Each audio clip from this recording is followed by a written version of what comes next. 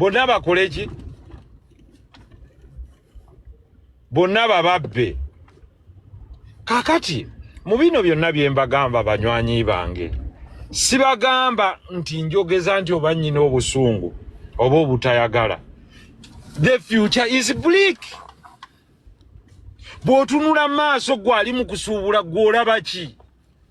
Bw'oba gavumenti eriko erina okusasuza omusolo nga buli miliyoni gavumenti ejyagalako emitwalo 60 kitegeeza gw'oba osigadde kolera balala bo nga bwe balya. Olwaleero for me that's what I want to address. These are the paining issues.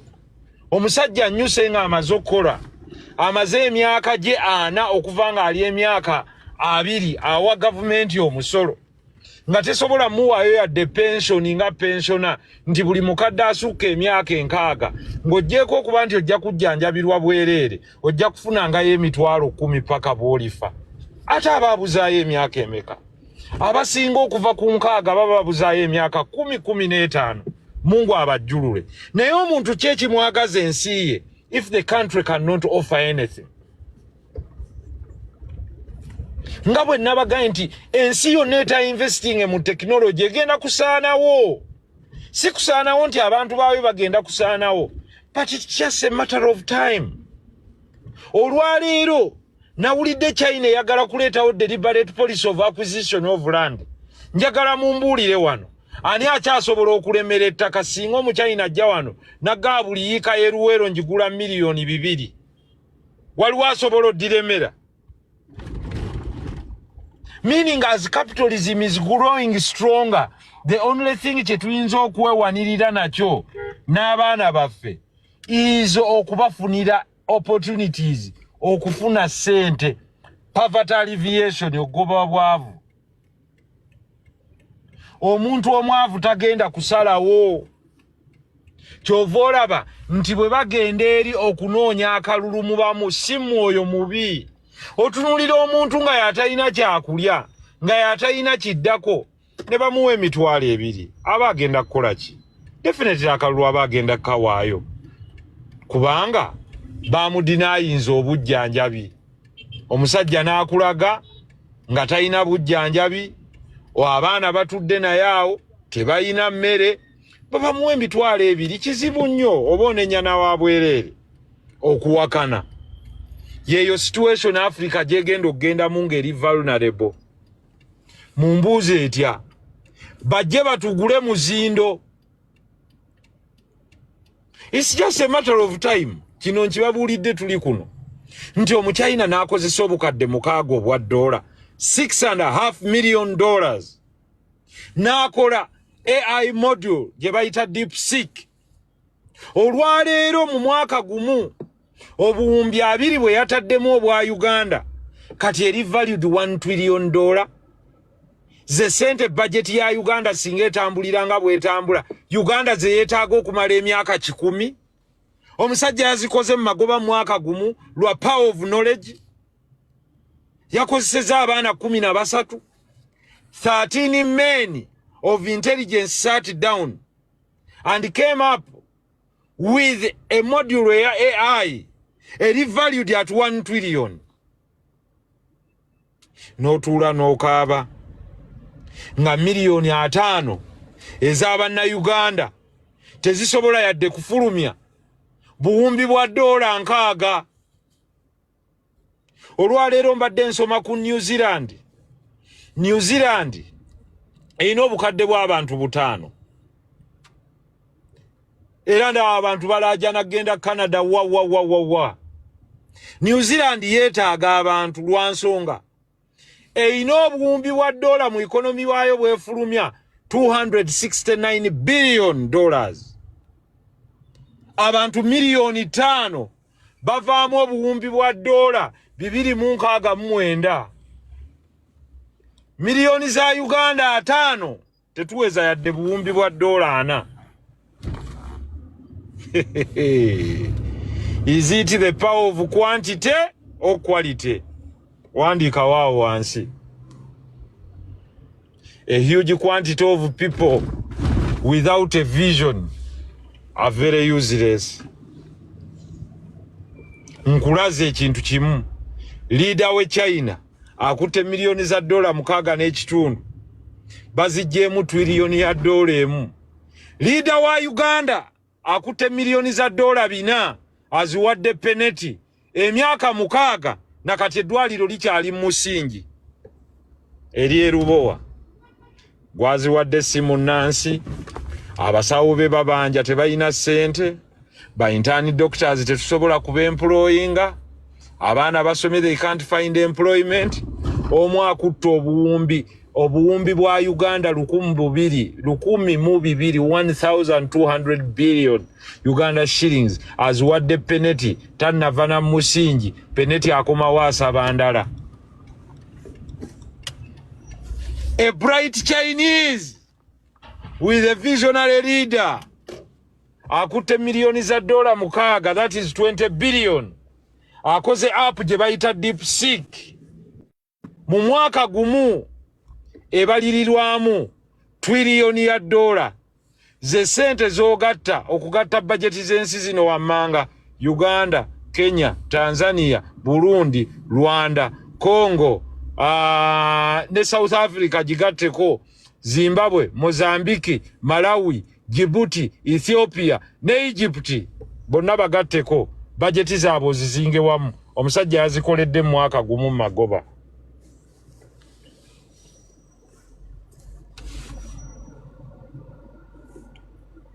Therefore, you have to think. Nga bwe mbagambye nti okutegeera n'okufumiitiriza tekigenda kuba kitone kya buli omu.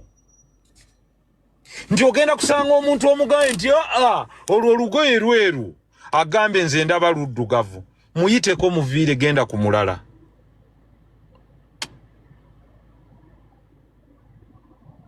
Oyo yennyini gw'ogenda okusanga enkyanga abona. Nzirayo ku key questions ze nabaweereza.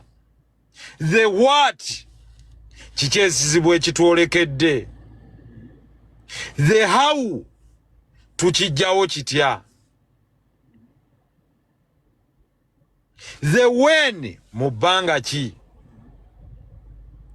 Question eyokusatu with whom nga weegasse naani. And so what bwe tuba tumaze kituukako. Assuming tukeera enkya ne batugaa nti kati Museveni taliwo kale eggwanga liryo mwe mulikozesa ki. We must be prepared to put in place enough human resource mu buli kifo nga wali competitive ng'ate buli omu yeeyagalira mu ggwanga lye. Abali kuno mbakubira omulanga nti all of you that are here, you have a cause you have to fight for, but you have a contribution that you can make. How do you make that contribution? By being part of this revolutionary front nga gotandiso gizimba. This is not a mere change in guards. This is a change in mindset, a change in the way we relate, a change in the way we relate in our country, but what we also wish for our nation. Tetuli wano kuyisa bivulu. Tuli wano okola ebyo byennyini bye tusuubirwamu okukola mu kaseera ako nga twegassa abategeevu oba abeewaddeyo okugamba nti no, obuyinza buli mu mikono gyange okuteekawo enkyukakyuka gye njagala, ate enkyukakyuka eyo omwana wange agituulemu. My child will never be a slave in the future. That should be your goal. Never again shall we sing abaddugavu bagenda basala boda, bagenda mawanga ng'ate balese obugagga ewaabwe. Nti ki? Nti enguudo zisobola tulema okuzimba? Olwa reason ki? Nti tractors ezitaliiwo? Nti tetulina mayinja? Kankuwa ebikola oluguudo Amahoro n'abali kuno.